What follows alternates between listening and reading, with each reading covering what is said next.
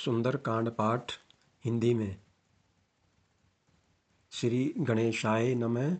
श्री जानकी वल्लभो विजयते। श्री रामचरितमानस पंचम सोपान। श्री सुंदरकांड।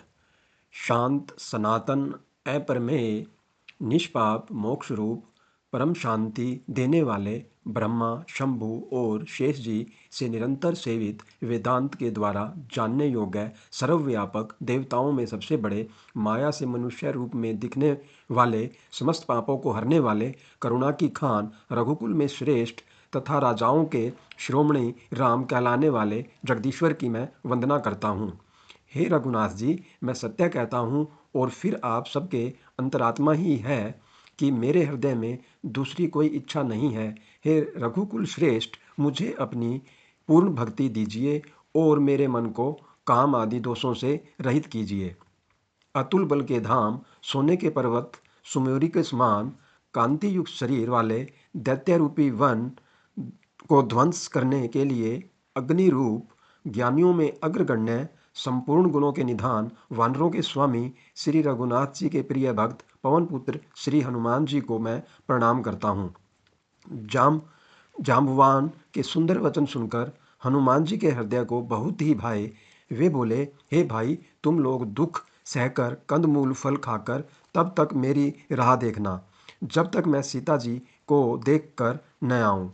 काम अवश्य होगा, क्योंकि मुझे बहुत ही हर्ष हो रहा है। यह कहकर और सबको मस्तक नवाकर तथा हृदय में श्री रघुनाथ जी को धारण करके हनुमान जी हर्षित होकर चले।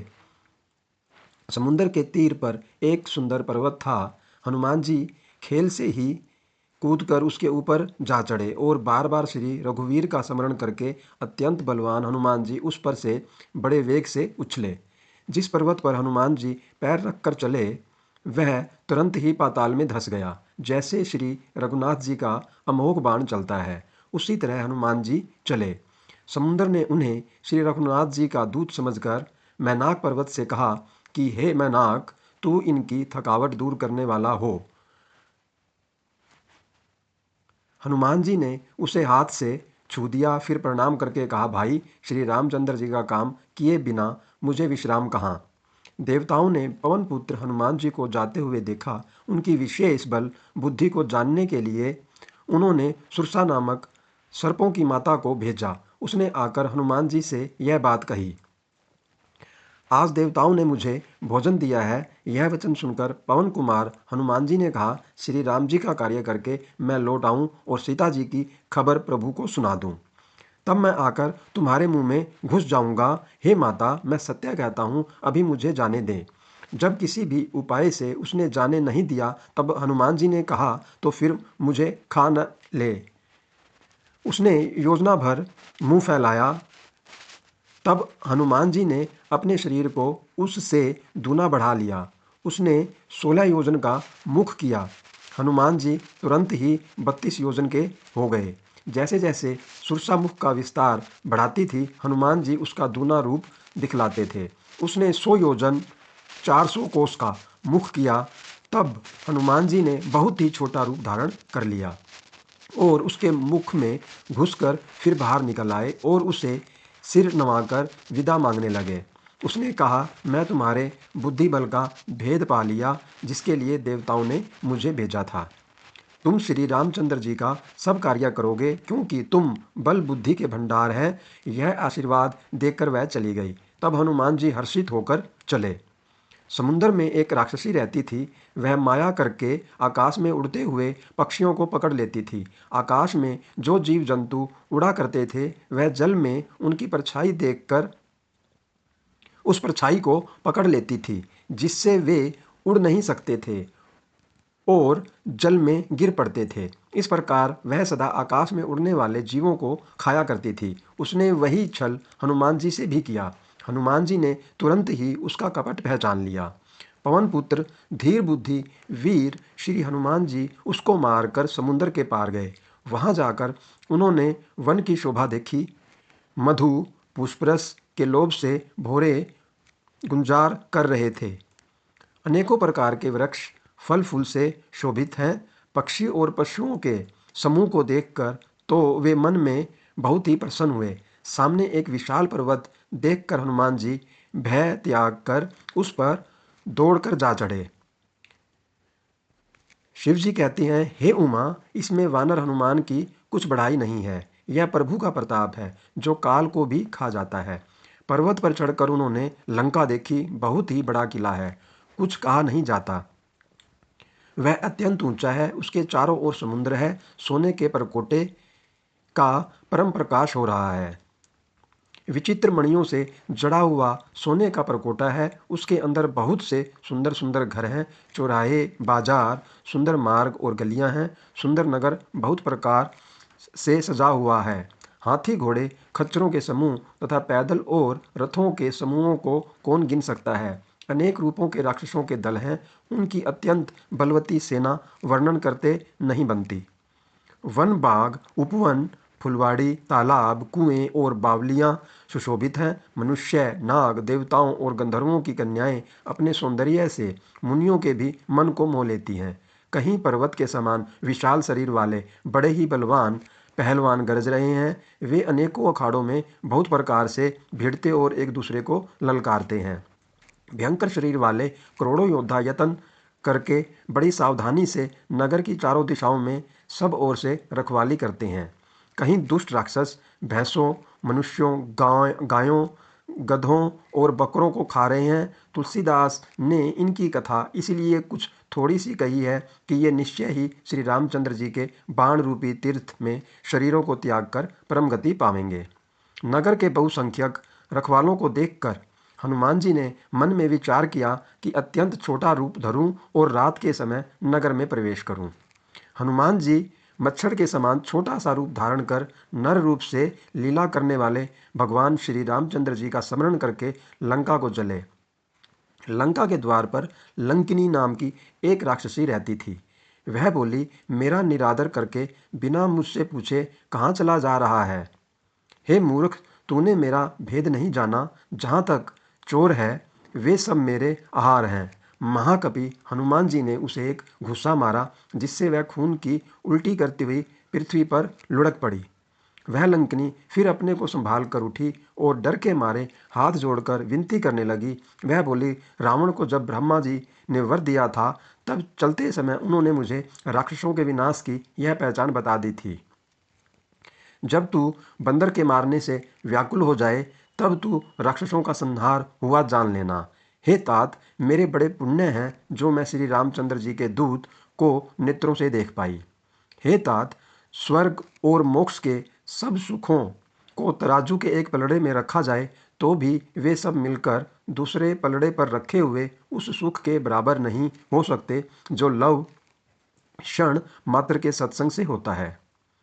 अयोध्यापुरी के राजा श्री रघुनाथ जी को हृदय में रखे हुए नगर में प्रवेश करके सब काम कीजिए।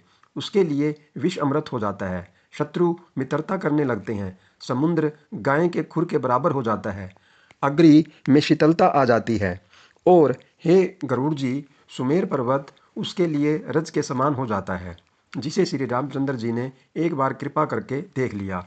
तब हनुमान जी ने बहुत ही छोटा रूप धारण किया और भगवान का स्मरण करके नगर में प्रवेश किया। उन्होंने एक एक महल की खोज की, जहाँ तक असंख्य योद्धा देखे। फिर वे रावण के महल में गए। वह अत्यंत विचित्र था, जिसका वर्णन नहीं हो सकता। हनुमान जी ने उसको शयन किए देखा, परंतु महल में जानकी जी नहीं दिखाई दी। फिर एक सुंदर महल दिखाई दिया, वहाँ उसमें भगवान का एक अलग मंदिर बना हुआ था। वह महल श्री राम जी के आयुध धनुष बाण के चिन्हों से अंकित था। उसकी शोभा वर्णन नहीं की जा सकती। वहाँ नवीन नवीन तुलसी के वृक्ष समूहों को देखकर कपिराज श्री हनुमान जी हर्षित हुए। लंका तो राक्षसों के समूह का निवास स्थान है, यहाँ सज्जन साधु पुरुष का निवास कहाँ। हनुमान जी मन में इस प्रकार तर्क करने लगे। उसी समय विभीषण जी जागे।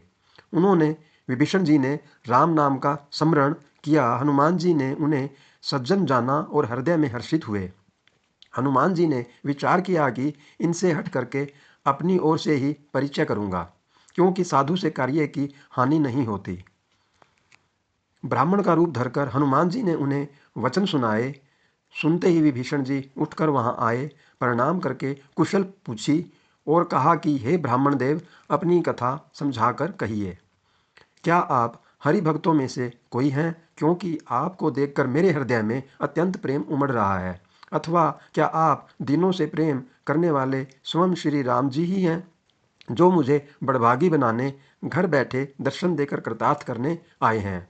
तब हनुमान जी ने श्री रामचंद्र जी की सारी कथा कहकर अपना नाम बताया। सुनते ही दोनों के शरीर पुलकित हो गए और श्री राम जी के गुण समूहों का स्मरण करके दोनों के मन प्रेम और आनंद में मग्न हो गए। विभीषण जी ने कहा, हे पवन पुत्र, मेरी सुनो, मैं यहाँ वैसे ही रहता हूँ जैसे दांतों के बीच में बेचारी जीभ। हे तात, मुझे अनाथ जानकर सूर्यकुल के नाथ श्री रामचंद्र जी क्या कभी मुझ पर कृपा करेंगे? तामस तनु मेरा तामसी राक्षस शरीर होने से साधन तो कुछ बनता नहीं और न मन में श्री रामचंद्र जी के चरण कमलों में प्रेम ही है। परंतु हे हनुमान, अब मुझे विश्वास हो गया कि श्री राम जी की मुझ पर कृपा है, क्योंकि हरि की कृपा के बिना संत नहीं मिलते। जब श्री रघुवीर ने कृपा की है, तभी तो आपने मुझे हट करके अपनी ओर से दर्शन दिए हैं। हनुमान जी ने कहा, हे विभीषण जी, सुनिए, प्रभु की यही रीति है कि वे सेवक पर सदा ही प्रेम किया करते हैं। भला कहिए, मैं ही कौन बड़ा कुलीन हूँ, जाति का चंचल वानर हूँ और सब प्रकार से नीच हूँ। प्रातःकाल जो हम लोगों बंदरों का नाम ले तो उस दिन उसे भोजन न मिले। हे सखा सुनिए, मैं ऐसा अधम हूँ, पर श्री रामचंद्र जी ने तो मुझ पर भी कृपा ही की है। भगवान के गुणों का स्मरण करके हनुमान जी के दोनों नेत्रों में जल भर आया। जो जानते हुए भी ऐसे स्वामी श्री रघुनाथ जी को भुलाकर विषयों के पीछे भटकते फिरते हैं, वे दुखी क्यों न हों। इस प्रकार श्री राम जी के गुण समूहों को कहते हुए उन्होंने परम शांति प्राप्त की। फिर विभीषण जी ने श्री जानकी जी जिस प्रकार वहां लंका में रहती थी वह सब कथा कही। तब हनुमान जी ने कहा, हे भाई सुनो, मैं जानकी माता को देखना चाहता हूँ। विभीषण जी ने माता के दर्शन की सब युक्तियां कह सुनाई। तब हनुमान जी विदा लेकर चले। फिर वहीं पहले का मस्क सीखा सरीखा रूप धरकर वहां गए, जहां अशोक वन में सीता जी रहती थी। सीता जी को देखकर हनुमान जी ने उन्हें मन ही में प्रणाम किया और बैठे ही बैठे रात्रि के चारों पहर बीत जाते हैं। शरीर दुबला हो गया है, सिर पर जटाओं की एक वेणी है, हृदय में श्री रघुनाथ जी के गुण समूहों का जाप करती रहती हैं। श्री जानकी जी नेत्रों को अपने चरणों में लगाए हुए हैं, नीचे की ओर देख रही हैं और मन श्री राम जी के चरण कमलों में लीन है। जानकी जी को दीन दुखी देखकर पवन पुत्र हनुमान जी बहुत ही दुखी हुए। हनुमान जी वृक्ष के पत्तों में छिपे रहे और विचार करने लगे कि हे भाई, क्या करूं, इनका दुख कैसे दूर करूं। उसी समय बहुत सी स्त्रियों को साथ लिए सज धज कर रावण वहां आया। उस दुष्ट ने सीता जी को बहुत प्रकार से समझाया, साम दान भय और भेद दिखलाया। रावण ने कहा, हे सुमुखी, हे सयानी, सुनो, मंदोदरी आदि सब रानियों को मैं तुम्हारी दासी बना दूंगा। यह मेरा प्रण है। तुम एक बार मेरी ओर देखो तो सही। अपने परम स्नेही कौशलाधीश श्री रामचंद्र जी का स्मरण करके जानकी जी तिनके की आड़ करके कहने लगी, हे दशमुख, सुन, जुगनू के प्रकाश से कभी कमलिनी खिल सकती है। जानकी जी फिर कहती हैं, तू ऐसा ही मन में समझ ले। रे दुष्ट, तुझे श्री रघुवीर के बाण की खबर नहीं है। अपने को जुगनू के समान और रामचंद्र जी को सूर्य के समान सुनकर और सीता जी के कठोर वचनों को सुनकर रावण तलवार निकालकर बड़े गुस्से में आकर बोला, सीता, तूने मेरा अपमान किया है, मैं तेरा सिर इस कठोर कृपाण से काट डालूंगा। नहीं तो जल्दी मेरी बात मान ले। हे सुमुखी, नहीं तो जीवन से हाथ धोना पड़ेगा। सीता जी ने कहा, हे दशग्रीव, प्रभु की भुजा जो श्याम कमल की माला के समान सुंदर और हाथी की सूंड के समान है, या तो वह भुजा ही मेरे कंठ में पड़ेगी या तेरी भयानक तलवार ही। रे शठ, सुन, यही मेरा सच्चा प्रण है। सीता जी कहती हैं, हे चंद्रहास, श्री रघुनाथ जी के विरह की अग्नि से उत्पन्न मेरी बड़ी भारी जलन को तू हर ले।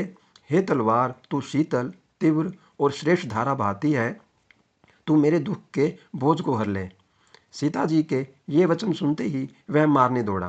तब मैं दानव की पुत्री मंदोदरी ने नीति कहकर उसे समझाया। तब रावण ने सब दासियों को बुलाकर कहा कि जाकर सीता को बहुत प्रकार से भय दिखलाओ।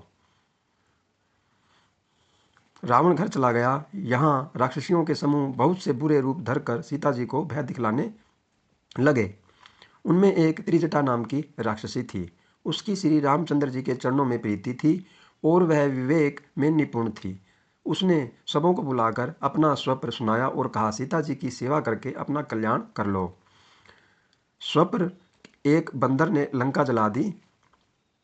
राक्षसों की सारी सेना मार डाली गई। रावण नंगा है और गधे पर सवार है। उसके सिर मुंडे हुए हैं, 20 भुजाएं कटी हुई हैं। इस प्रकार से वह दक्षिण दिशा को जा रहा है और मानो लंका विभीषण ने पाई है। नगर में श्री रामचंद्र जी की दुहाई फिर गई। तब प्रभु ने सीता जी को बुला भेजा। मैं पुकार कर कहती हूँ कि यह स्वप्न 4 दिनों बाद सत्य होकर रहेगा। उसके वचन सुनकर वे सब राक्षसियाँ डर गई और जानकी जी के चरणों पर गिर पड़ी।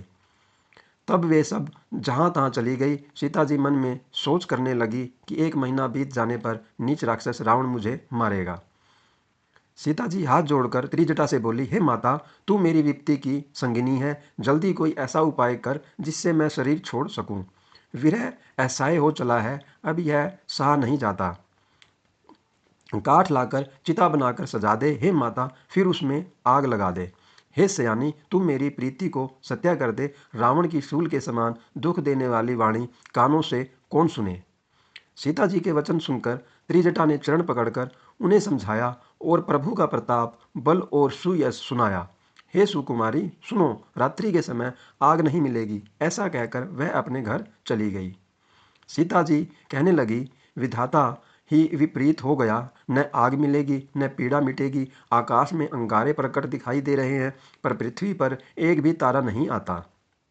चंद्रमा अग्रिमय है, किंतु वह भी मानो मुझे हतभाग्नि जानकर आग नहीं बरसाता। हे अशोक वृक्ष, मेरी विनती सुन, मेरा शोक हर ले और अपना नाम सत्या कर। तेरे नए नए कोमल पत्ते अग्रि के समान हैं। अग्रि दे, विरह रोग का अंत मत कर। सीता जी को विरह से परम व्याकुल देखकर वह क्षण हनुमान जी को कल्प के समान बीता। तब हनुमान जी ने हृदय में विचार कर अंगूठी डाल दी, मानो अशोक ने अंगारा दे दिया। सीता जी ने हर्षित होकर उठकर उसे हाथ में ले लिया। तब उन्होंने राम नाम से अंकित अत्यंत सुंदर एवं मनोहर अंगूठी देखी। अंगूठी को पहचान कर सीता जी आश्चर्यचकित होकर उसे देखने लगी और हर्ष तथा विषाद से हृदय में अकुला उठी। श्री रघुनाथ जी तो सर्वथा अजय हैं, उन्हें कौन जीत सकता है और माया से ऐसी अंगूठी बनाई नहीं जा सकती। सीता जी मन में अनेक प्रकार के विचार कर रही थी। इसी समय हनुमान जी मधुर वचन बोले। वे श्री रामचंद्र जी के गुणों का वर्णन करने लगे। सुनते ही सीता जी का दुख भाग गया। वे कान और मन लगाकर उन्हें सुनने लगी। हनुमान जी ने आदि से लेकर अब तक की सारी कथा कह सुनाई।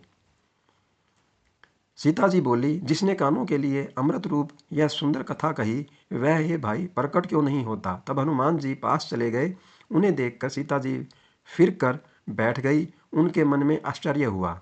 हनुमान जी ने कहा, हे माता जानकी, मैं श्री राम जी का दूत हूँ।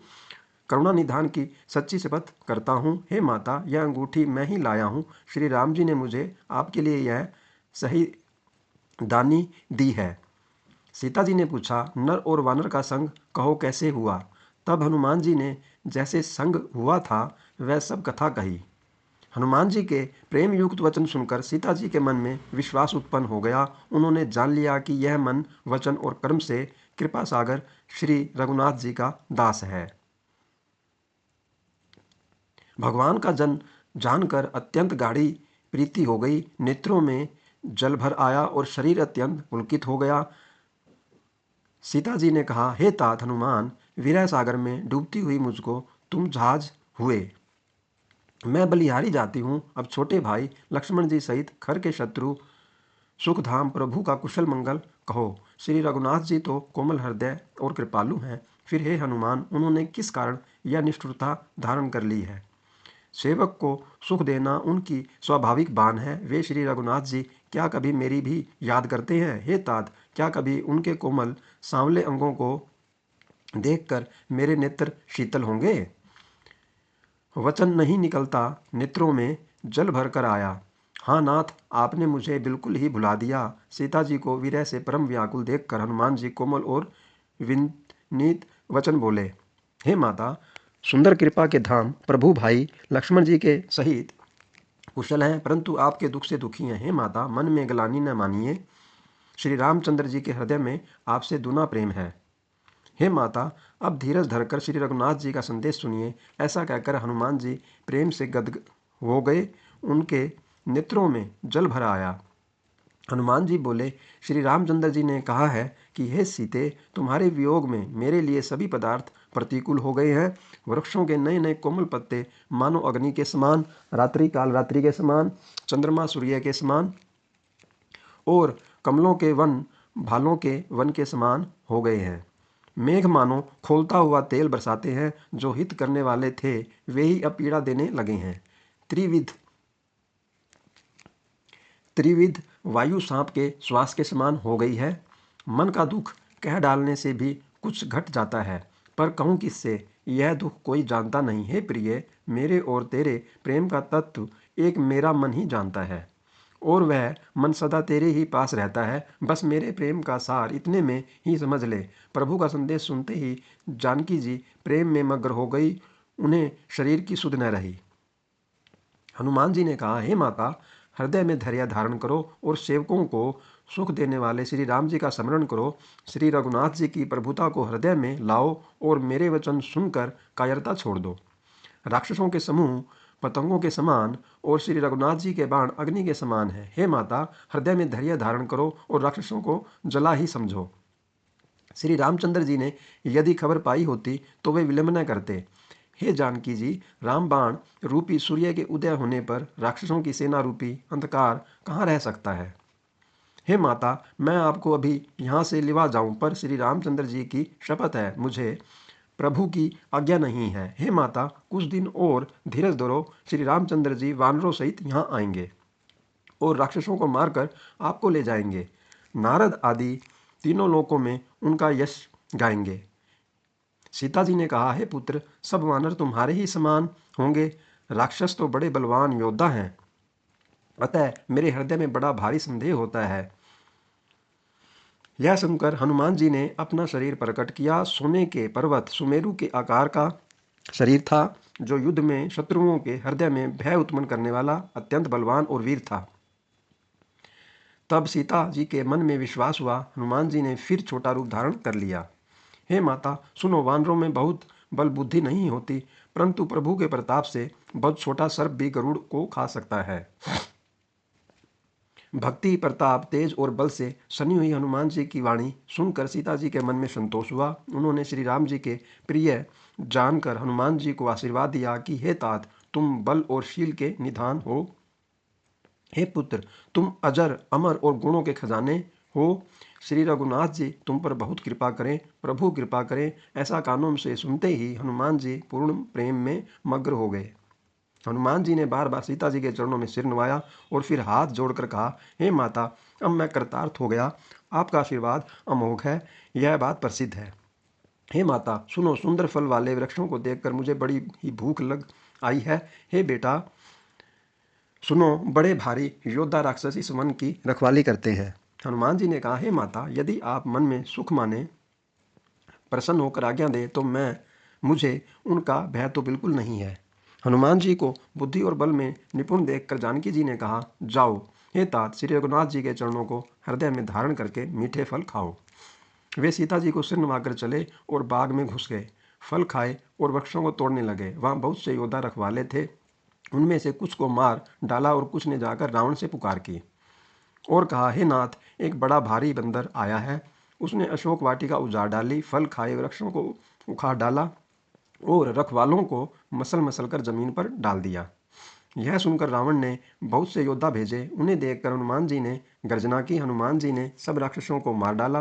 कुछ जो अधमरे थे चिल्लाते हुए गए। फिर रावण ने अक्षय कुमार को भेजा। वह असंख्य श्रेष्ठ योद्धाओं को साथ लेकर चला। उसे आते देखकर हनुमान जी ने एक वृक्ष लेकर ललकारा और उसे मारकर महाध्वनि से गर्जना की। उन्होंने सेना में से कुछ को मार डाला और कुछ को मसल डाला और कुछ को पकड़ पकड़ कर धूल में मिला दिया। कुछ ने फिर जाकर पुकार की कि हे प्रभु, बंदर बहुत ही बलवान है। पुत्र का वध सुनकर रावण क्रोधित हो उठा और उसने बलवान मेघनाथ को भेजा, हे पुत्र, मारना नहीं, उसे बांध लाना, उस बंदर को देखा जाए कि कहाँ का है।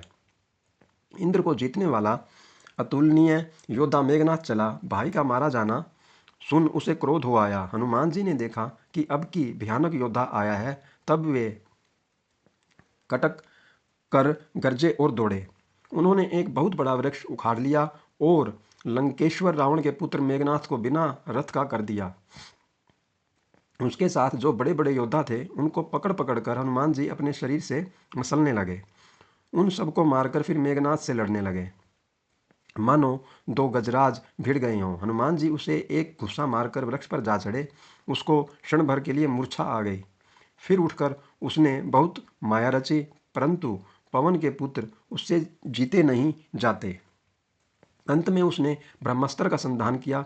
तब हनुमान जी ने मन में विचार किया कि यदि ब्रह्मास्त्र को नहीं मानता हूं तो उसकी अपार महिमा मिट जाएगी। उसने हनुमान जी को ब्रह्म बाण मारा, परंतु गिरते समय भी उन्होंने बहुत सी सेना मार डाली। जब उसने देखा कि हनुमान जी मूर्छित हो गए हैं, तब वह उनको नागपाश से बांधकर ले गया। शिवजी कहते हैं, हे भवानी सुनो, जिनका नाम जप कर ज्ञानी मनुष्य संसार के बंधन को काट डालते हैं, उनका दूत कहीं बंधन में आ सकता है? किंतु प्रभु के कार्य के लिए हनुमान जी ने स्वयं अपने को बंधा लिया। बंदर का बांधा जाना सुनकर राक्षस दौड़े और कौतुक के लिए सब सभा में आए। हनुमान जी ने जाकर रावण की सभा देखी। उसकी अत्यंत प्रभुता कुछ कही नहीं जाती। देवता और दिक्पाल हाथ जोड़े बड़ी विनम्रता के साथ भयभीत हुए सब रावण की भौं ताक रहे हैं। उसका ऐसा प्रताप देखकर भी हनुमान जी के मन में जरा भी डर नहीं हुआ। वे ऐसे निशंक खड़े रहे जैसे सर्पों के समूह में गरुड़ निशंक निर्भय रहते हैं। हनुमान जी को देखकर रावण दुर्वचन कहता हुआ खूब हंसा। फिर पुत्रवध का स्मरण किया तो उसके हृदय में विषाद उत्पन्न हो गया। लंकापति रावण ने कहा, रे वानर, तू कौन है? किसके बल पर तूने वन को उजाड़ कर नष्ट कर डाला? क्या तूने कभी मुझे कानों से नहीं सुना? रे शठ, मैं तुझे अत्यंत निशंक देख रहा हूँ। तूने किस अपराध से राक्षसों को मारा? रे मूर्ख, बता, क्या तुझे प्राण जाने का भय नहीं है? हे हनुमान जी ने कहा, हे रावण, सुन, जिनका बल पाकर माया संपूर्ण ब्रह्मांडों के समूहों की रचना करती है, जिनके बल से ही 10 शीश ब्रह्मा विष्णु महेश सृष्टि का सृजन पालन और संहार करते हैं, जिनके बल से सहस्त्रमुख वाले शेष जी पर्वत और वन सहित समस्त ब्रह्मांड को सिर पर धारण करते हैं, जो देवताओं की रक्षा के लिए नाना प्रकार की देह धारण करते हैं, और जो तुम्हारे जैसे मूर्खों को शिक्षा देने वाले हैं, जिन्होंने शिव जी के कठोर धनुष को तोड़ डाला और उसी के साथ राजाओं के समूह का गर्व चूर्ण कर दिया, जिन्होंने खरदूषण, त्रिशिरा और बाली को मार डाला, जो सब के सब अतुलनीय बलवान थे, जिनके लेश मात्र बल से तुमने समस्त चराचर जगत को जीत लिया और जिनकी प्रिय पत्नी को तुम हर लाए हो, मैं उन्हीं का दूत हूँ। मैं तुम्हारी प्रभुता को खूब जानता हूँ।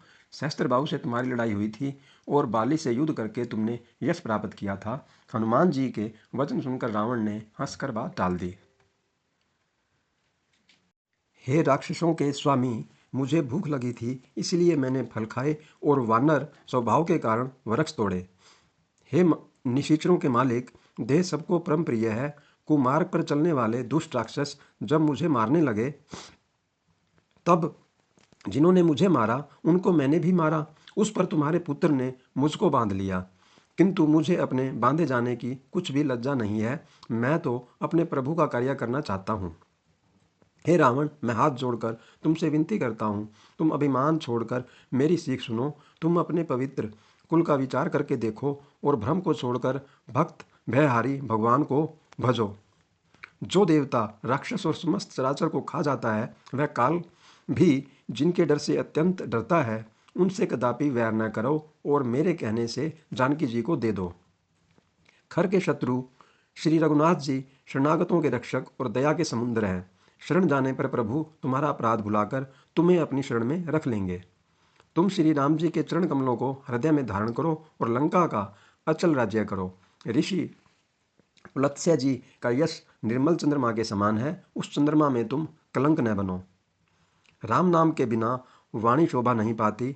मद मोह को छोड़कर विचार कर देखो हे देवताओं के शत्रु, सब गहनों से सजी हुई सुंदर स्त्री भी कपड़ों के बिना शोभा नहीं पाती। राम विमुख पुरुष की संपत्ति और प्रभुता रही हुई भी चली जाती है और उसका पाना न पाने के समान है। जिन नदियों के मूल में कोई जल स्रोत नहीं है, वे वर्षा बीत जाने पर फिर तुरंत ही सूख जाती हैं।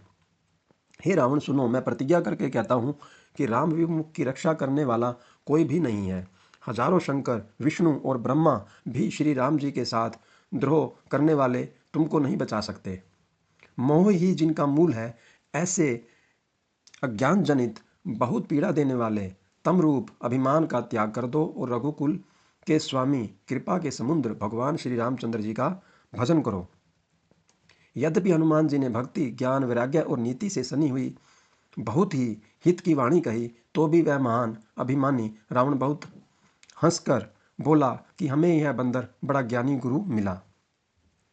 रे दुष्ट, तू मृत्यु निकट आ गई है, अधम मुझे शिक्षा देने चला है। हनुमान जी ने कहा, इससे उल्टा ही होगा। यह तेरा मति भ्रम है, मैंने प्रत्यक्ष जान लिया है।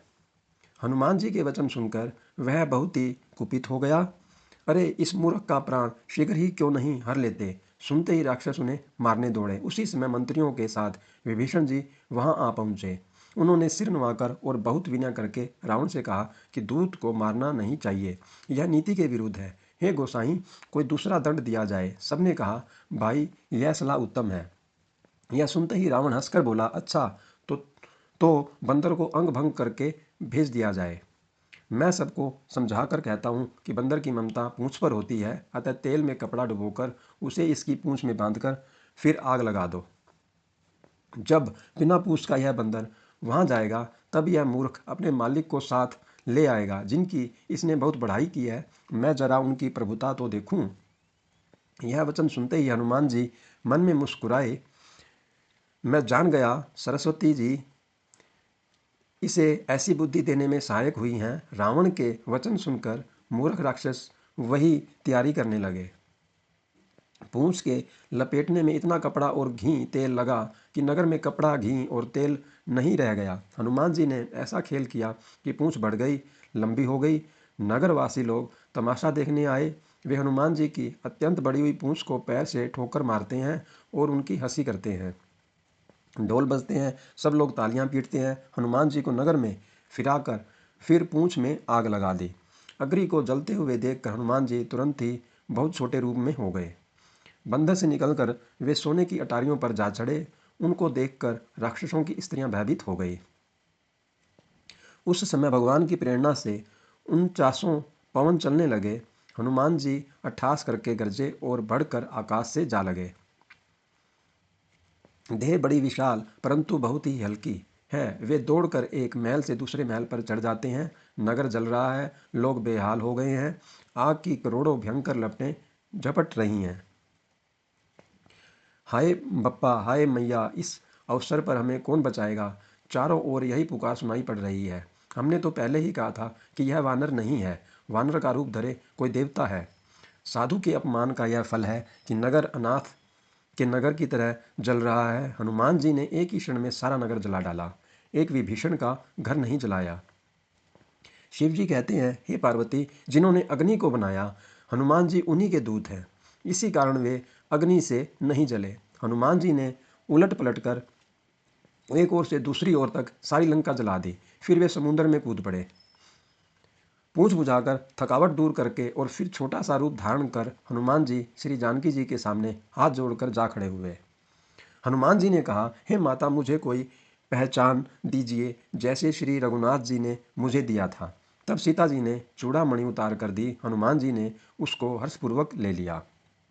जानकी जी ने कहा, हे तात, मेरा प्रणाम निवेदन करना और इस प्रकार कहना, हे प्रभु, यद्यपि आप सब प्रकार से पूर्ण काम हैं, आपको किसी प्रकार की कामना नहीं है, तथापि दीनों दुखियों पर दया करना आपका विरध है और मैं दीन हूँ, अतः उस विरध को याद करके हे नाथ मेरी भारी संकट को दूर कीजिए। हे तात, इंद्रपुत्र जयंत की कथा घटना सुनाना और प्रभु को उनके बाण का प्रताप समझाना, स्मरण कराना, यदि महीने भर में नाथ न आए तो फिर मुझे जीती न पाएंगे। हे हनुमान, कहो मैं किस प्रकार प्राण रखूं। हे तात, तुम भी अब जाने को कह रहे हो। तुमको देखकर छाती ठंडी हुई थी, फिर मुझे वही दिन और वही रात। हनुमान जी ने जानकी जी को समझाकर बहुत प्रकार से धीरज दिया और उनके चरण कमलों में सिर नवाकर श्री राम जी के पास गमन किया। चलते समय उन्होंने महाध्वनि से भारी गर्जन किया, जिसे सुनकर राक्षसों की स्त्रियों के गर्भ गिरने लगे। समुद्र लांघकर वे इस पार आए और उन्होंने वानरों को किलकिला शब्द हर्षध्वनि सुनाया। हनुमान जी को देखकर सब हर्षित हो गए और तब वानरों ने अपना नया जन्म समझा। हनुमान जी का मुख प्रसन्न है और शरीर में तेज विराजमान है, जिससे उन्होंने समझ लिया कि ये श्री रामचंद्र जी का कार्य कर आए हैं। सब हनुमान जी से मिले और बहुत ही सुखी हुए, जैसे तड़पती हुई मछली को जल मिल गया हो। सब हर्षित होकर नए नए इतिहास वृतांत पूछते कहते हुए श्री रघुनाथ जी के पास चले। तब सब लोग मधुवन के भीतर आए और अंगद की सम्मति से सब ने मधुर फल खाए। जब रखवाले बरजने लगे तब घुसों की मार मारते हुए सब रखवाले भाग छूटे। उन सब ने जाकर पुकारा कि युवराज अंगद वन उजाड़ रहे हैं। यह सुनकर सुग्रीव हर्षित हुए कि वानर प्रभु का कार्य कर आए हैं। यदि सीता जी की खबर न पाई होती तो क्या वे मधुवन के फल खा सकते थे। इस प्रकार राजा सुग्रीव मन में विचार कर ही रहे थे कि समाज सहित वानर आ गए। सबने आकर सुग्रीव के चरणों में सिर नवाया। कपिराज सुग्रीव सभी से बड़े प्रेम के साथ मिले। उन्होंने कुशल पूछी। तब वानरों ने उत्तर दिया, आपके चरणों के दर्शन से सब कुशल है। श्री राम जी की कृपा से विशेष कार्य हुआ, कार्य में विशेष सफलता हुई है। हे नाथ, हनुमान ने सब कार्य किया और सब वानरों के प्राण बचा लिए। यह सुनकर सुग्रीव जी हनुमान जी से फिर मिले और सब वानरों समेत श्री रघुनाथ जी के पास चले। श्री राम जी ने जब वानरों को कार्य किए हुए आते देखा तब उनके मन में विशेष हर्ष हुआ। दोनों भाई स्फटिक शिला पर बैठे थे। सब वानर जाकर उनके चरणों पर गिर पड़े। दया की राशि श्री रघुनाथ जी सबसे पहले सहित प्रेम सहित गले लगकर मिले और कुशल पूछा। वानरों ने कहा, हे नाथ, आपके चरण कमलों के दर्शन पाने से अब कुशल है। हनुमान जी ने कहा, आपका नाम रात दिन पहरा देने वाला है, आपका ध्यान ही किवाड़ है, नेत्रों को अपने चरणों में लगाए रहती हैं, यही ताला लगा है, फिर प्राण जाए तो किस मार्ग से। चलते समय उन्होंने मुझे चूड़ामणि उतार कर दी। श्री रघुनाथ जी ने उसे लेकर हृदय से लगा लिया। हनुमान जी ने फिर कहा, हे नाथ, दोनों नेत्रों में जल भरकर जानकी जी ने मुझसे कुछ वचन कहे। छोटे भाई समेत प्रभु के चरण पकड़ना और कहना कि आप दीन बंधु हैं, शरणागत के दुखों को हरने वाले हैं और मैं मन वचन और क्रम से आपके चरणों की अनुरागिणी हूँ। फिर स्वामी, आपने मुझे किस अपराध से त्याग दिया। हाँ, एक दोष मैं अपना अवश्य मानती हूँ कि आपका वियोग होते ही मेरे प्राण नहीं चले गए, किंतु हे नाथ, यह तो नेत्रों का अपराध है जो प्राणों के निकलने में हठपूर्वक बाधा देते हैं। विरह अग्नि है, शरीर रुई है और श्वास पवन है। इस प्रकार अग्नि और पवन का संयोग होने से यह शरीर क्षण मात्र में जल सकता है, परंतु नेत्र अपने हित के लिए प्रभु का स्वरूप देखकर सुखी होने के लिए जल आंसू बरसाते हैं, जिससे विरह की आग से भी देह जलने नहीं पाती। सीता जी की विपत्ति बहुत बड़ी है। हे दीन दयालु, वह बिना कही ही अच्छी है, कहने से आपको बड़ा क्लेश होगा। हे करुणानिधान, उनका एक एक पल कल्प के समान बीतता है। अतः हे प्रभु, तुरंत चलिए और अपनी भुजाओं के बल से दुष्टों के दल को जीत कर सीता जी को ले आइए।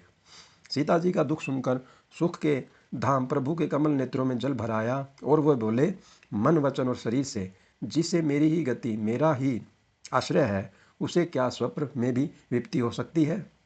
हनुमान जी ने कहा, हे प्रभु, विपत्ति तो वही तभी है जब आपका भजन स्मरण ना हो। हे प्रभु, राक्षसों की बात ही कितनी है, आप शत्रु को जीत कर जानकी जी को ले आवेंगे।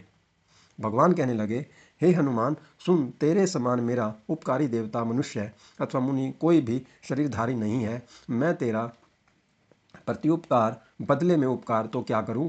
मेरा मन भी तेरे सामने नहीं हो सकता।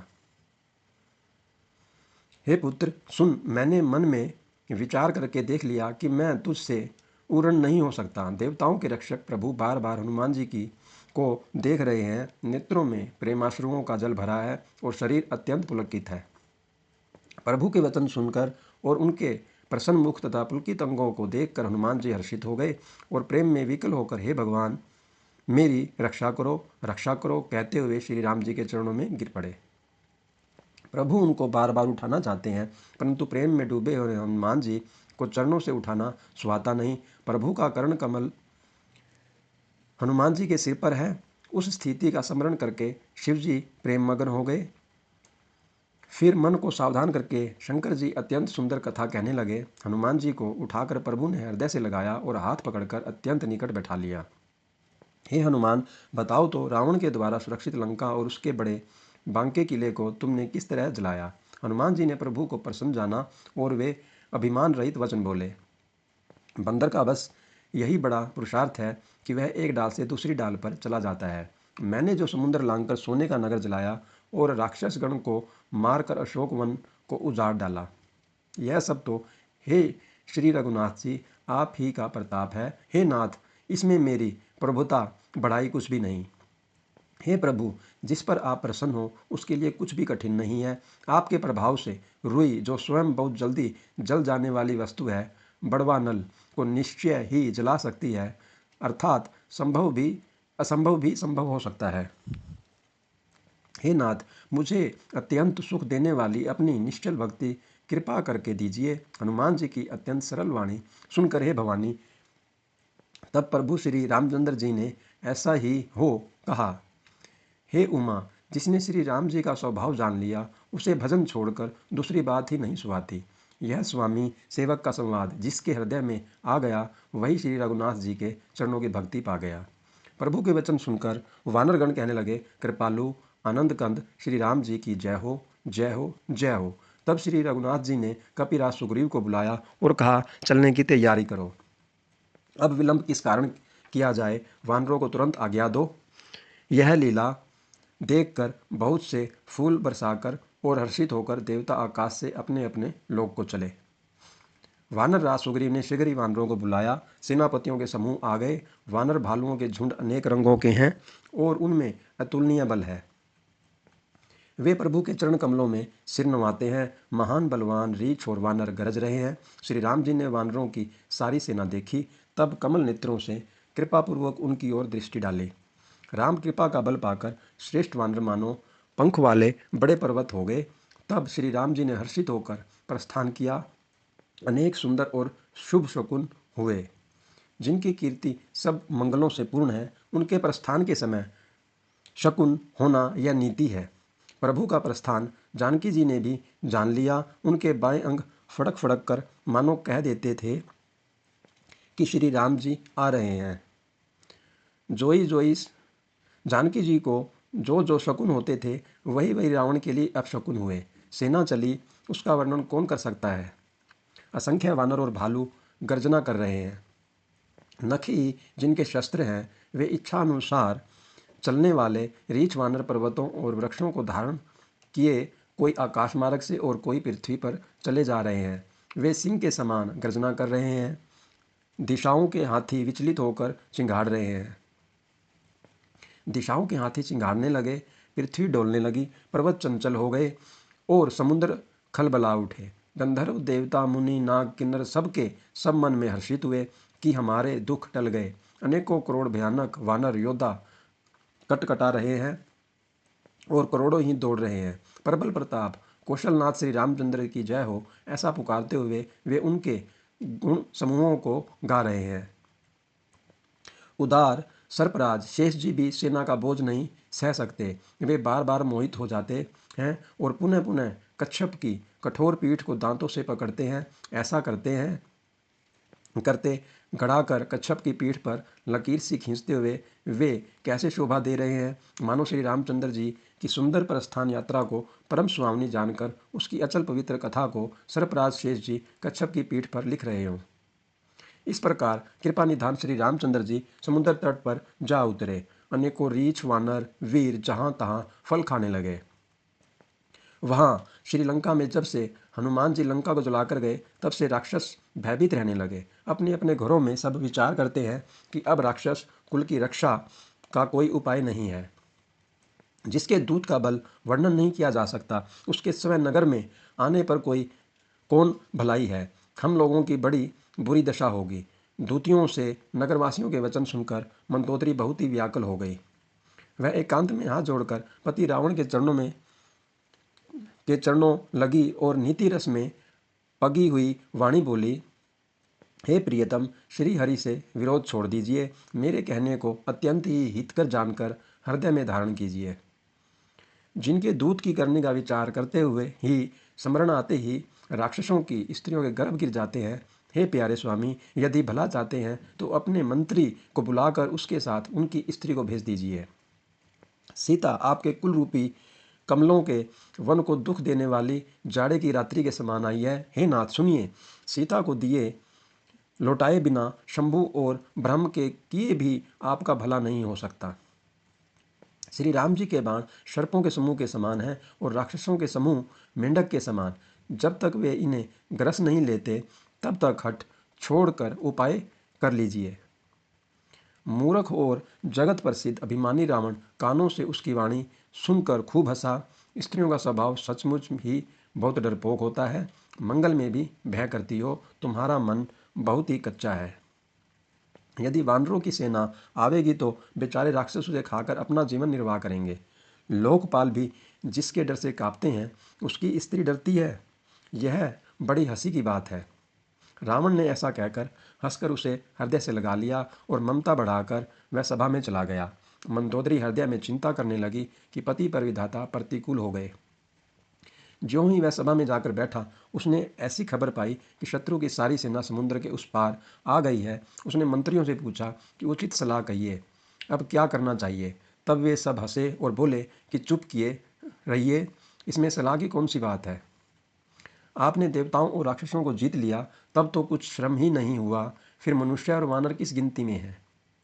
मंत्री, वैद्य और गुरु ये तीन यदि अप्रसन्नता के भय या लाभ की आशा से हित की बात न कहकर प्रिय बोलते हैं तो राज्य, शरीर और धर्म इन तीन का शीघ्र ही नाश हो जाता है। रावण के लिए भी वही सहायता आ बनी है। मंत्री उसे सुना सुनाकर स्तुति करते हैं। अवसर जानकर विभीषण जी आए। उन्होंने बड़े भाई के चरणों में सिर नवाया, फिर से सिर नवाकर अपने आसन पर बैठ गए और आज्ञा पाकर ये वचन बोले, हे कृपालु, जब आपने मुझसे बात पूछी ही है तो हे तात, मैं अपनी बुद्धि के अनुसार आपके हित की बात कहता हूँ।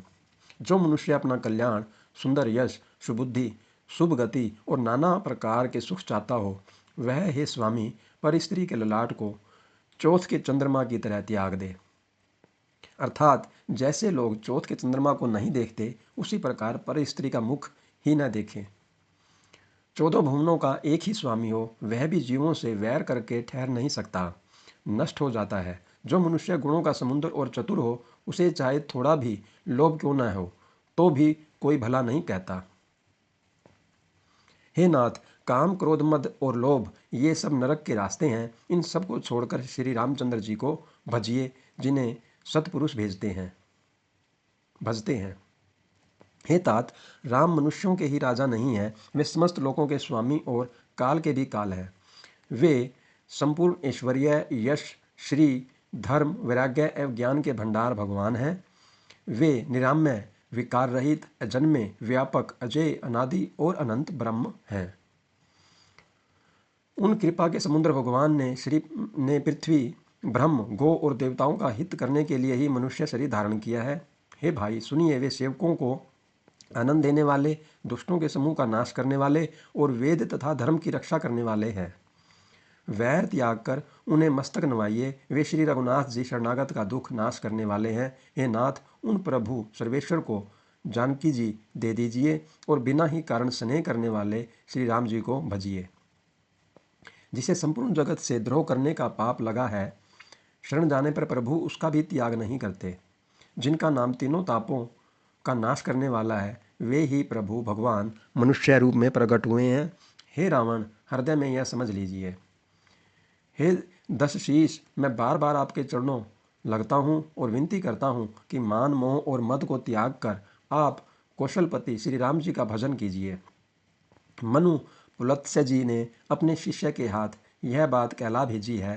हे तात, सुंदर अवसर पाकर मैंने तुरंत ही वह बात प्रभु से कह दी। माल्यवान नाम का एक बहुत ही बुद्धिमान मंत्री था। उसने उन विभीषण के वचन सुनकर बहुत सुख माना और कहा, हे तात, आपके छोटे भाई नीति विभीषण नीति को भूषण रूप में धारण करने वाले अर्थात नीतिमान हैं। विभीषण जो कुछ कह रहे हैं उसे हृदय में धारण कर लीजिए। रावण ने कहा, ये दोनों मूर्ख शत्रु की महिमा बखान कर रहे हैं। यहाँ कोई है, इन्हें दूर करो न। तब माल्यवान तो घर लौट गया और विभीषण जी हाथ जोड़कर फिर कहने लगे, हे नाथ, पुराण और वेद ऐसा कहते हैं कि सुबुद्धि और कुबुद्धि सबके हृदय में रहती है। जहाँ सुबुद्धि है वहाँ नाना प्रकार की संपदाएं रहती हैं और जहाँ कुबुद्धि है वहाँ परिणाम में विपत्ति रहती है। आपके हृदय में उल्टी बुद्धि आ बसी है। इसी से आप हित को अहित और शत्रु को मित्र मान रहे हैं, जो राक्षस कुल के लिए काल रात्रि के समान है। उन सीता पर आपकी बड़ी प्रीति है। हे तात, मैं चरण पकड़कर आपसे भीख मांगता हूँ, विनती करता हूँ कि आप मेरा दुलार रखिए। मुझ बालक के आग्रह को स्नेहपूर्वक स्वीकार कीजिए। श्री राम जी को सीता जी दे दीजिए, जिसमें आपका अहित न हो।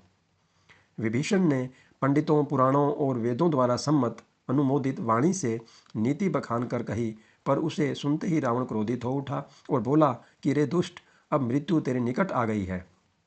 अरे मूर्ख, तू जीता तो है, सदा मेरा जिलाया हुआ अर्थात मेरे ही अन्न से पल रहा है। पर हे मूढ़ पक्ष, तुझे शत्रु का ही अच्छा लगता है। अरे दुष्ट, बता ना, जगत में ऐसा कौन है जिसे मैंने अपनी भुजाओं के बल से न जीता हो।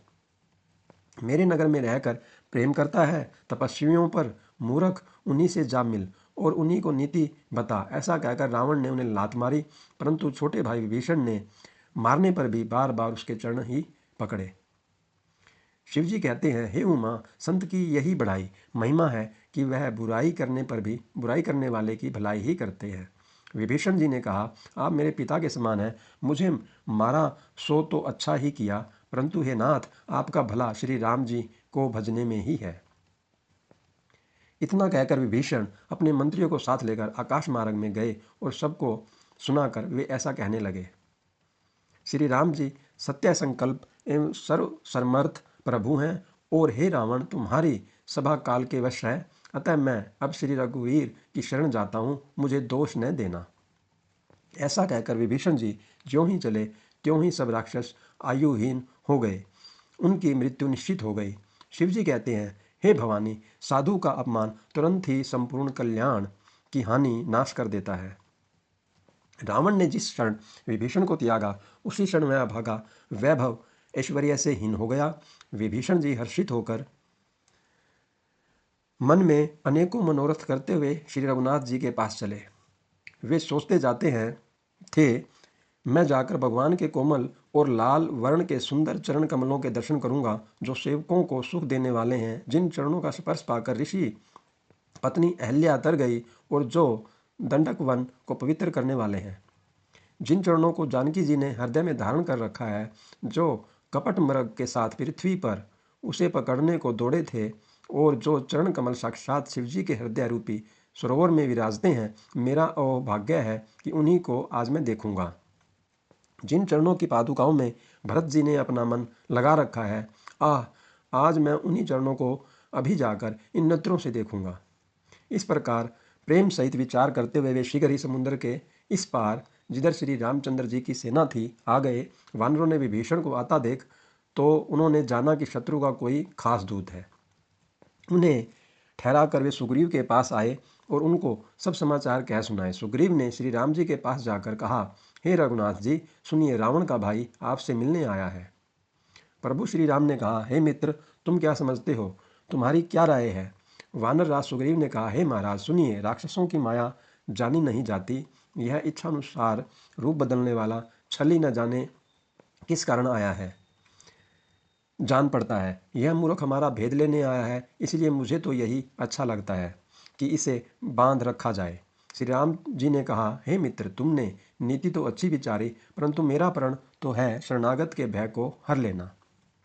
प्रभु के वचन सुनकर हनुमान जी हर्षित हुए और मन ही मन कहने लगे कि भगवान कैसे शरणागत वत्सल हैं। श्री राम जी फिर बोले, जो मनुष्य अपने अहित का अनुमान करके शरण में आए हुए का त्याग कर देते हैं, वे पामर हैं, शूद्र हैं, पापमय हैं, उन्हें देखने में भी हानि है, पाप लगता है। जिसे करोड़ों ब्राह्मणों की हत्या लगी हो, शरण में आने पर मैं उसे भी नहीं त्यागता। जीव ज्यों ही मेरे सम्मुख होता है, त्यों ही उसके करोड़ों जन्मों के पाप नष्ट हो जाते हैं। पापी का यह सहज स्वभाव होता है कि मेरा भजन उसे कभी नहीं सुहाता। यदि वह रावण का भाई निश्चय ही दुष्ट हृदय का होता, तो क्या वह मेरे सम्मुख आ सकता था? जो मनुष्य निर्मल मन का होता है, वही मुझे पाता है। मुझे कपट और छल छिद्र नहीं सुहाते। यदि उसे रावण ने भेद लेने को भेजा है, तब भी हे सुग्रीव, अपने को कुछ भी भय या हानि नहीं है। क्योंकि हे सखे, जगत में जितने भी राक्षस हैं, लक्ष्मण क्षण भर में उन सबको मार सकते हैं, और यदि वह भयभीत होकर मेरी शरण आया है, तो मैं तो उसे प्राणों की तरह रखूंगा। कृपा के धाम श्री राम जी ने हंसकर कहा, दोनों ही स्थितियों में उसे ले आओ। तब अंगद और हनुमान सहित सुग्रीव जी कृपालु श्री राम जी की जय हो कहते हुए चले। विभीषण जी को आदर सहित आगे करके वानर फिर वहाँ चले जहाँ करुणा की खान श्री रघुनाथ जी थे। नेत्रों को आनंद का दान देने वाले अत्यंत सुखद दोनों भाइयों को विभीषण जी ने दूर ही से देखा। फिर शोभा के धाम श्री राम जी को देखकर वे पलक रोककर स्तब्ध होकर एकटक देखते ही रह गए। भगवान की विशाल भुजाएं हैं, लाल कमल के समान नेत्र हैं और शरणागत के भय का नाश करने वाला सांवला शरीर है।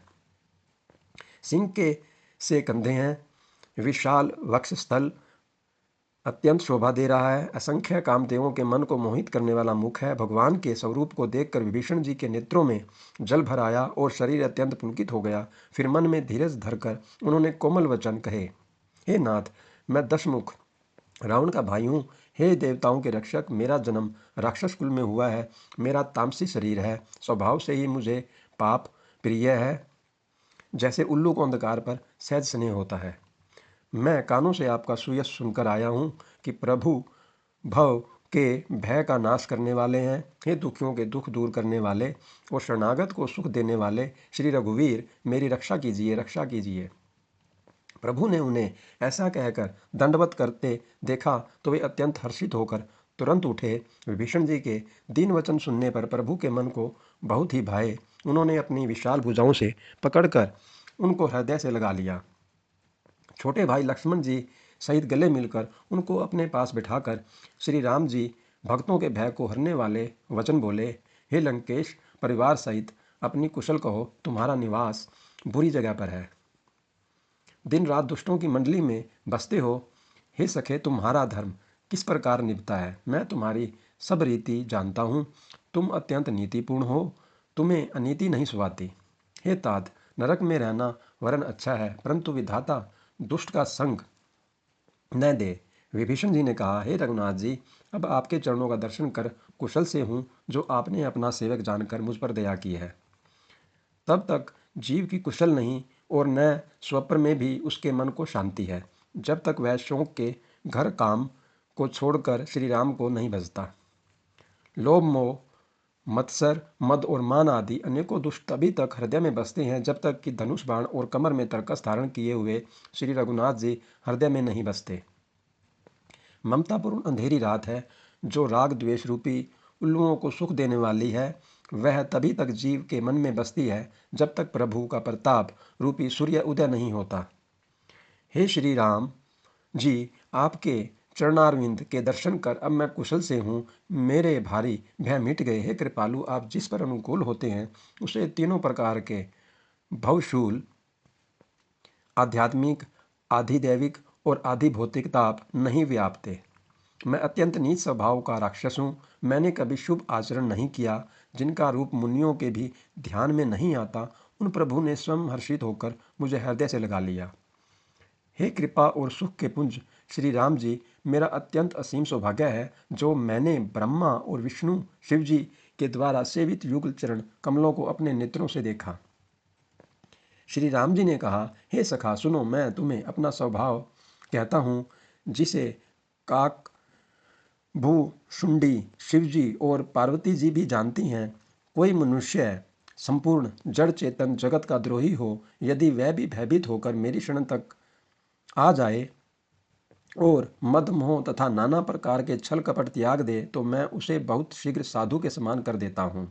माता पिता भाई पुत्र स्त्री शरीर धन घर मित्र और परिवार, इन सबके ममता रूपी तांगों को बटोर कर और उन सब की एक डोरी बनाकर उसके द्वारा जो अपने मन को मेरे चरणों में बांध देता है, सारे संसारिक संबंधों का केंद्र मुझे बना लेता है, जो समदर्शी है, जिसे कुछ इच्छा नहीं है और जिसके मन में हर्ष शोक और भय नहीं है, ऐसा सज्जन मेरे हृदय में कैसे बसता है, जैसे लोभी के हृदय में धन बसा करता है।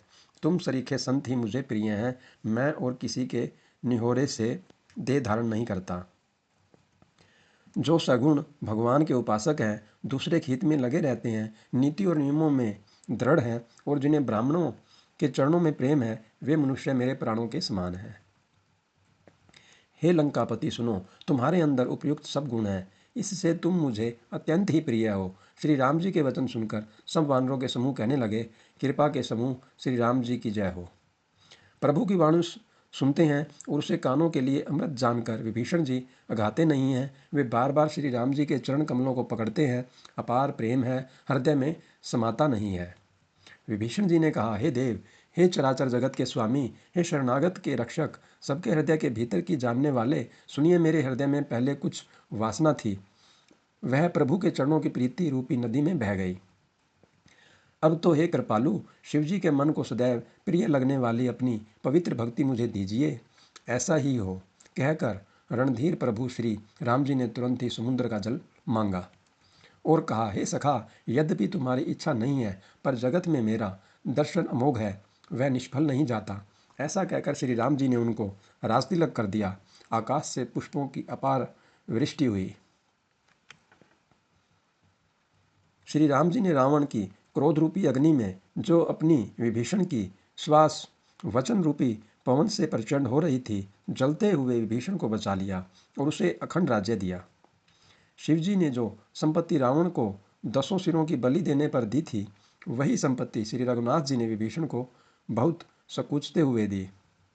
ऐसे परम कृपालु प्रभु को छोड़कर जो मनुष्य दूसरे को भजते हैं, वे बिना सींग पूछ के पशु हैं। अपना सेवक जानकर विभीषण को श्री राम जी ने अपना लिया। प्रभु का स्वभाव वानर कुल के मन को बहुत भाया। फिर सब कुछ जानने वाले, सबके हृदय में बसने वाले, स्वरूप सब रूपों में प्रकट, सबसे रहित, उदासीन कारण से भक्तों पर कृपा करने के लिए मनुष्य बने हुए तथा राक्षसों के कुल का नाश करने वाले श्री राम जी नीति की रक्षा करने वाले वचन बोले। हे वीर वानर राज सुग्रीव और लंकापति विभीषण, सुनो, इस गहरे समुद्र को किस प्रकार पार किया जाए। अनेक जाति के मगर, सांप और मछलियों से भरा हुआ यह अत्यंत अथाह समुद्र पार करने में सब प्रकार से कठिन है। विभीषण ने कहा, हे रघुनाथ जी सुनिए, यद्यपि आपका एक बाण ही करोड़ों समुद्रों को सुखाने वाला है, सोख सकता है, तथापि नीति ऐसी कही गई है, उचित यह होगा कि पहले जाकर समुद्र से प्रार्थना की जाए। हे प्रभु, समुद्र आपके कुल में बड़े पूर्वज हैं, वे विचार कर उपाय बतला देंगे, तब रीछ और वानरों की सारी सेना बिना ही परिश्रम के समुद्र के पार उतर जाएगी। श्री राम जी ने कहा, हे सखा, तुमने अच्छा उपाय बताया, यही किया जाए। यदि दैव सहायक हो, यह सलाह लक्ष्मण जी के मन को अच्छी नहीं लगी। श्री राम जी के वचन सुनकर तो उन्होंने बहुत ही दुख पाया। लक्ष्मण जी ने कहा, हे नाथ, देव का कौन भरोसा, मन में क्रोध कीजिए, ले आइए और समुद्र को सुखा डालिए। यह देव तो कायर के मन का एक आधार तसल्ली देने का उपाय है। आलसी लोग ही देव देव पुकारा करते हैं। यह सुनकर श्री रघुवीर हंसकर बोले, ऐसे ही करेंगे, मन में धीरज रखो। ऐसा कहकर छोटे भाई को समझाकर प्रभु श्री रघुनाथ जी समुद्र के समीप गए। उन्होंने पहले सिर नवाकर प्रणाम किया, फिर किनारे पर कुश बिछाकर बैठ गए। इधर ज्यों ही विभीषण जी प्रभु के पास आए थे, त्यों ही रावण ने उनके पीछे दूत भेजे थे। कपट से वानर का शरीर धारण कर उन्होंने सब लीलाएं देखी। वे अपने हृदय में प्रभु के गुणों की ओर शरणागत पर उनके स्नेह की सराहना करने लगे।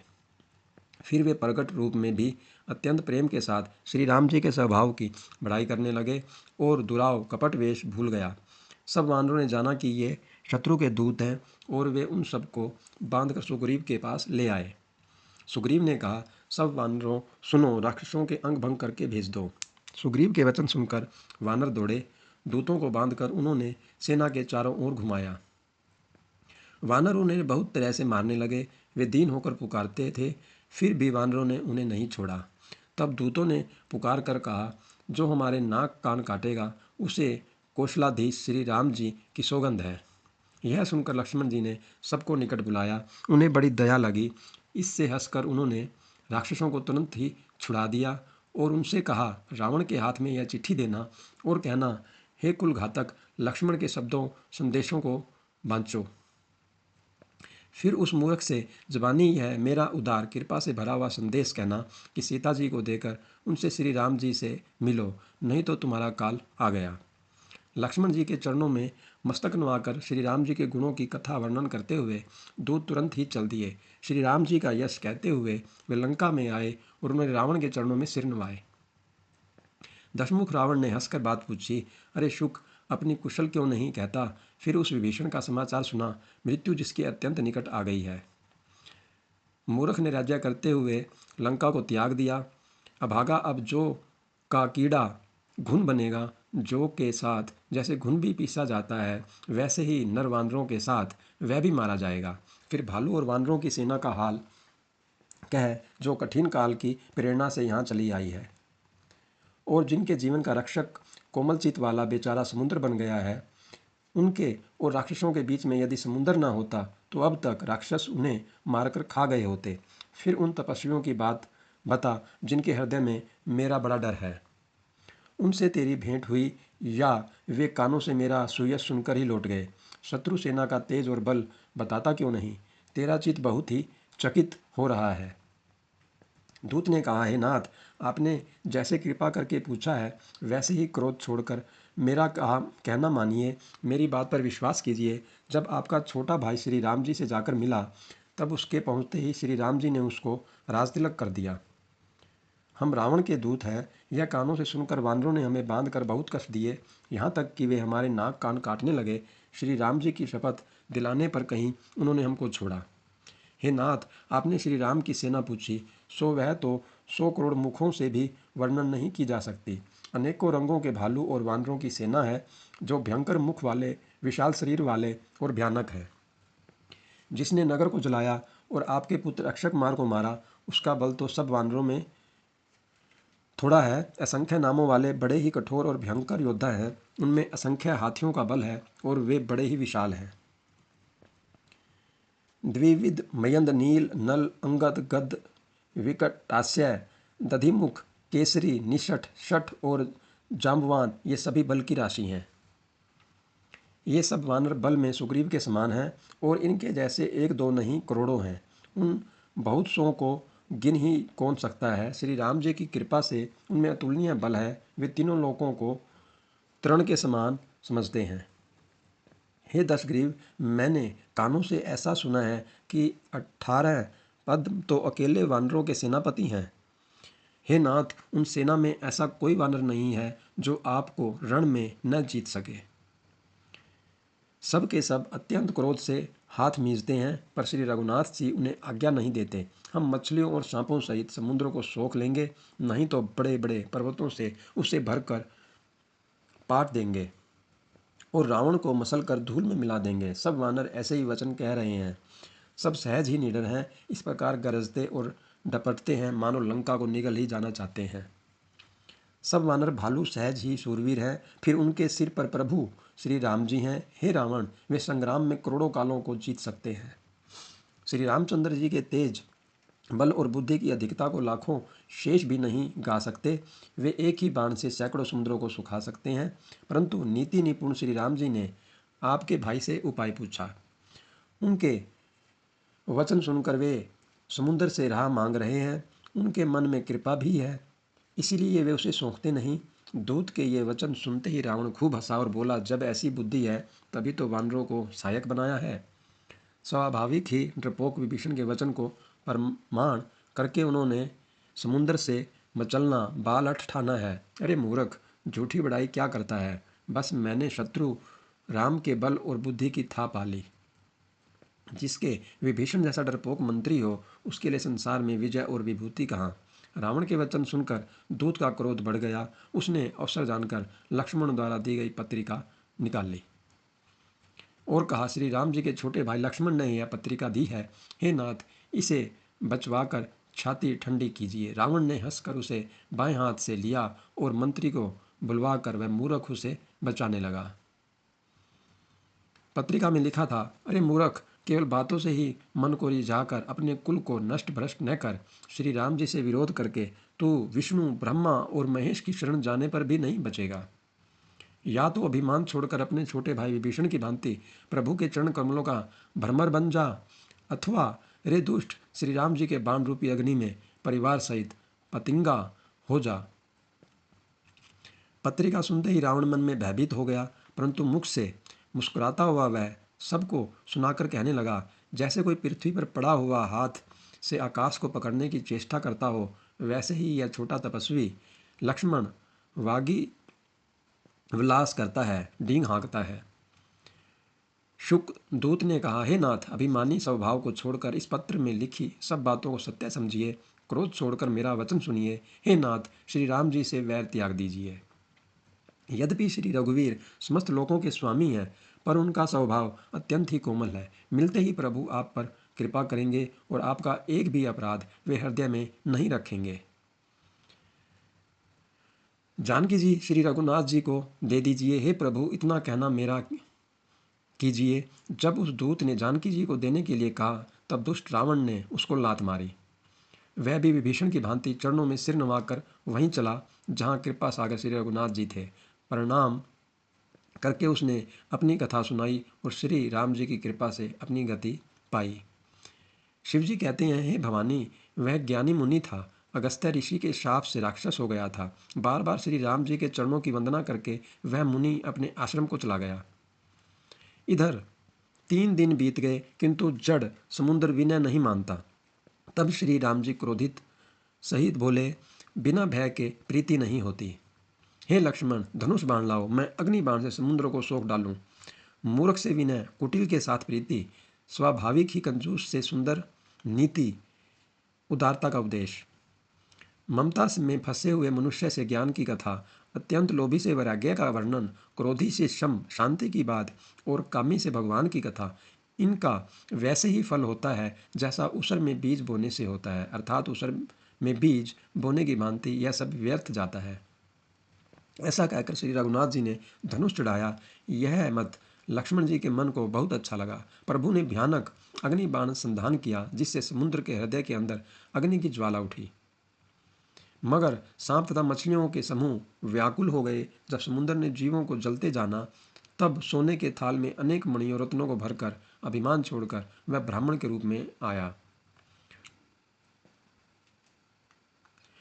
काक भूषुंडी जी कहते हैं, हे गरुड़ जी सुनिए, चाहे कोई करोड़ों उपाय करके सींचे, पर केला तो काटने पर ही फलता है। नीच विनय से नहीं मानता, वह डांटने पर ही झुकता है, रास्ते पर आता है। समुद्र ने भयभीत होकर प्रभु के चरण पकड़कर कहा, हे नाथ, मेरे सब अवगुण क्षमा कीजिए। हे नाथ, आकाश, वायु, अग्नि, जल और पृथ्वी, इन सब की करनी स्वभाव से ही जड़ है। आपकी प्रेरणा से माया ने इन्हें सृष्टि के लिए उत्पन्न किया है। सब ग्रंथों ने यही गाया है, जिसके लिए स्वामी की जैसी आज्ञा है वह उसी प्रकार से रहने में सुख पाता है। प्रभु ने अच्छा किया जो मुझे शिक्षा दी, किंतु मर्यादा भी आपकी ही बनाई हुई है। ढोल, गवार, शूद्र, पशु और स्त्री, ये सब शिक्षा के अधिकारी हैं। प्रभु के प्रताप से मैं सुख जाऊंगा और सेना पार उतर जाएगी। इसमें मेरी बढ़ाई नहीं है, मेरी मर्यादा नहीं रहेगी। तथापि प्रभु की आज्ञा अपेल है, अर्थात आपकी आज्ञा का उल्लंघन नहीं हो सकता, ऐसा वेद गाते हैं। अब आपको जो अच्छा लगे मैं तुरंत वही करूं। समुंदर के अत्यंत विनीत वचन सुनकर कृपालु श्री राम जी ने मुस्कुराकर कहा, हे तात, जिस प्रकार वानरों की सेना पार उतर जाए वह उपाय बताओ। समुद्र ने कहा, हे नाथ, नील और नल दो वानर भाई हैं। उन्होंने लड़कपन में ऋषि से आशीर्वाद पाया था। उनके स्पर्श कर लेने से ही भारी भारी पहाड़ भी आपके प्रताप से समुद्र पर तैर जाएंगे। मैं भी प्रभु की प्रभुता को हृदय में धारण कर अपने बल के अनुसार जहाँ तक मुझ पे बन पड़ेगा सहायता करूँगा। हे नाथ, इस प्रकार समुद्र को बधाइए, जिससे तीनों लोकों में आपका सुंदर यश गाया जाए। इस बाण से मेरे ऊपर तट पर रहने वाले पाप के राशि दुष्ट मनुष्यों का वध कीजिए। कृपालु और रणधीर श्री राम जी ने समुद्र के मन की पीड़ा सुनकर उसे तुरंत ही हर लिया, अर्थात बाण से उन दुष्टों का वध कर दिया। श्री राम जी का भारी बल और पौरुष देखकर समुद्र हर्षित होकर सुखी हो गया। उसने उन दुष्टों का सारा चरित्र प्रभु को कह सुनाया, फिर चरणों की वंदना करके समुद्र चला गया। समुद्र अपने घर चला गया। श्री रघुनाथ जी को यह मत, उसकी सलाह अच्छी लगी। यह चरित्र कलयुग के पापों को हरने वाला है। इसे तुलसीदास ने अपनी बुद्धि के अनुसार गाया है। श्री रघुनाथ जी के गुण समूह सुख के धाम, संदेह का नाश करने वाले और विषाद का दमन करने वाले हैं। अरे मूर्ख मन, तू संसार का सब आशा भरोसा त्याग कर निरंतर इन्हें गा और सुन। श्री रघुनाथ जी का गुणगान संपूर्ण सुंदर मंगलों का देने वाला है। जो इसे आदर सहित सुनेंगे वे बिना किसी जहाज अन्य साधन के ही भवसागर को तर जाएंगे। कलयुग के समस्त पापों का नाश करने वाले श्री रामचरितमानस का यह 5वां सोपान समाप्त हुआ। सुंदरकांड समाप्त।